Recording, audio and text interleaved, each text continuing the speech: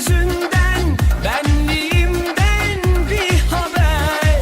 Nerede akşam, orada sabah, gezdim durdum derbeder. Senden önce hiçbir şeyin kıymetini bilmeden, senden önce hiç kimseyi böylesine sevmeden. Bir tanem söyle canım, ne istersen iste benden. İstersen geçsin hayat bayramlarla, seyranlarla. İstersen gelsin bahar sümbüllerle, salkımlarla. İstersen dönsün dünya cümbüşlerle, çalgılarla. Bir tanem söyle canım, ne dilersen dile benden. İstersen dost.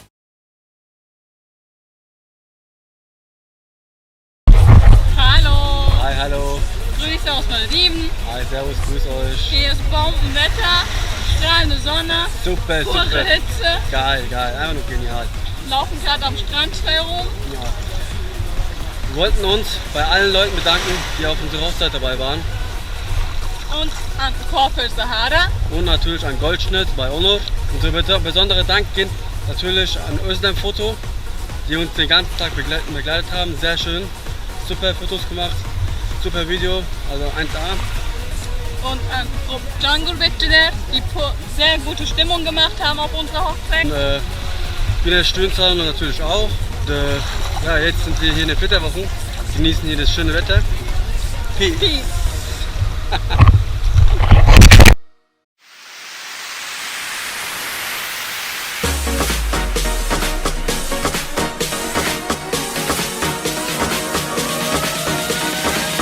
धड़कता जावे तेरा हाय नी कसूर है सारा, ऊंची हट्टी ही यादा, ऊंची हट्टी ही यादा।